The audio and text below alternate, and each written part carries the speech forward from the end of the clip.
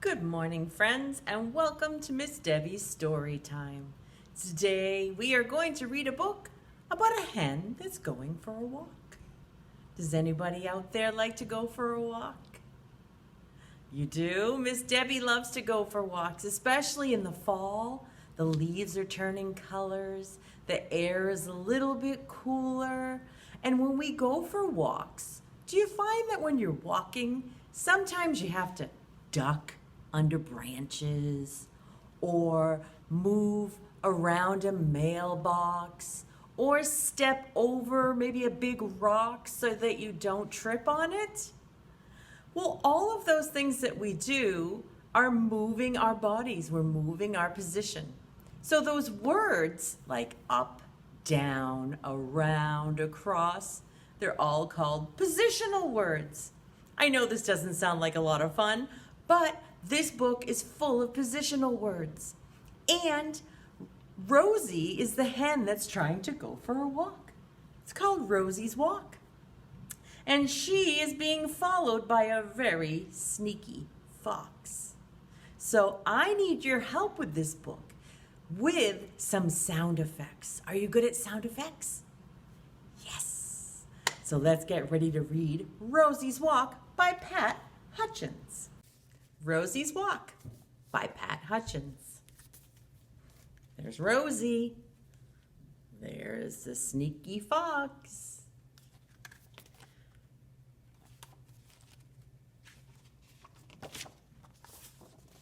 Rosie the hen went for a walk.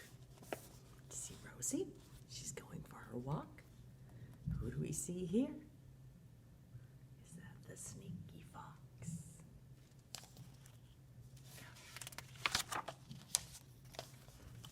Across the yard.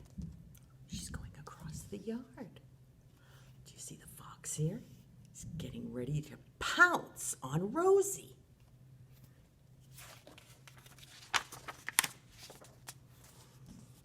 Boink. Can you say boink with Miss Debie? Boink.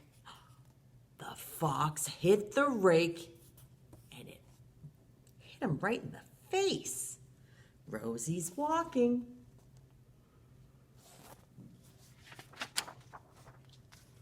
Around the pond. She's going around the pond. Oh no, that sneaky fox looks like he's ready to pounce on Rosie again. Splash. Can you say splash with Miss Debie? Splash. Good job. He got all wet and he landed in the pond. There goes Rosie. She's on her walk. Over the haystack. Over the haystack. There's that fox. He's so close to Rosie. Psh. Can you say psh? Looks like the fox fell through all of the hay. There goes Rosie on her walk. Past the mill. She goes. She's going past the flour mill. Do you notice that Rosie's foot is stuck on some string there? And that sneaky fox is ready to get her. Rosie's going on her walk. Psst. Can you say that? Psst.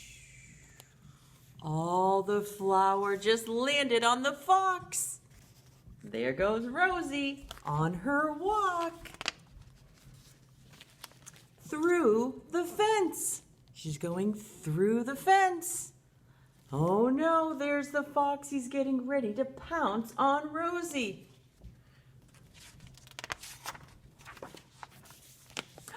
Whee! Can you say wee? Whee! The fox has pounced, but he landed in the wagon. Oh no, there goes Rosie on her walk. Under the beehives. Rosie made it under the beehives. Do you think the fox is going to make it under the beehives?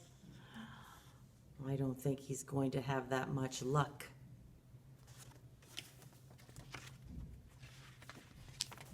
Oh no, look at all the bees. Can you buzz with me? Buzz. They're chasing the fox away. And there goes Rosie on her walk. And she got back in time for dinner. Yay, Rosie! And no fox in sight. The end. Do you think Rosie knew that the fox was following her the whole time? I don't think she did. She was on a mission. She wanted to go for a walk and get back in time for dinner, and that's just what she did. Well, now we are going to do some fun crafts about Rosie's walk, and I will be back in just a moment. Craft time. We are going to be making Rosie the hen and a sly fox out of paper plates. So you are going to need a paper plate. You can have a colored paper plate or a plain paper plate here. And all you need to do is cut it in half. So get your scissors and cut that in half. Miss Debbie has already cut in half a red plate here and a blue plate here. And for our hen, we are going to use half of a plate. This is the bottom half of the plate. You're going to put the rounded edge down where Rosie's legs are. And then you're simply just going to add on an eye. Miss Debbie used a Google eye, but you could color an eye with some paper and glue that on. And Miss Debbie has included an attachment with all of the parts that go along with Rosie's body here. And you can simply print that up and trace those on colored paper and glue them on or tape them on to your paper plate. I have the tail here. I've added the crown on, a beak, and some legs. And if you'd like, you can add a popsicle stick onto this and you can pretend that Rosie is your walking hen puppet. For the paper plate fox, I simply cut in half a half of a plate. And that gives us our pointed edge for our nose. Whoa. And Miss Debbie added up a little pom-pom on there with some glue, some googly eyes, and 2 long pointy ears. And those are included in the printable as well. The next activity Miss Debbie has included is another printable, and this is just retelling the story again. And all you'll need for this is the printable, a crayon, a pencil, a pen, anything that you can use to follow what happens in the story. So Rosie is going to go across the yard. Here's our rake. This is the word across. Around the pond. So you're going to follow with your pen, going across the yard, around the pond, over the haystack, and continue until you get to the end. Or you don't have to make a line and just follow along with your finger and then color the pictures when you're done. There are several ways to do this last activity. What you're going to need is either a cup, a box, and some figurines.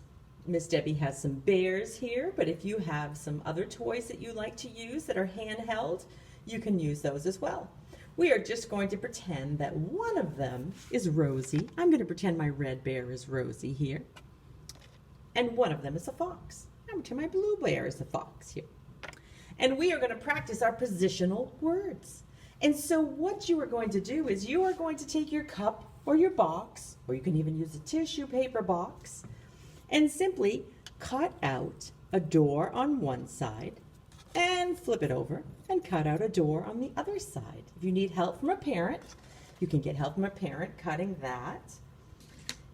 Then what we're going to do is practice the positional words with our figures.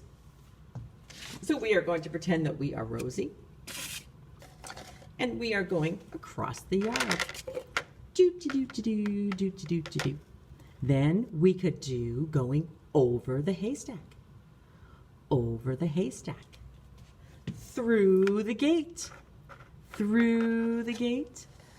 and have Rosie come out the other side. So you get the idea. You can have fun using your figures and practicing the words. Also, if you don't have a cup or a box, you could use a chair. You could simply use a chair and walk around the chair and pretend that you're Rosie.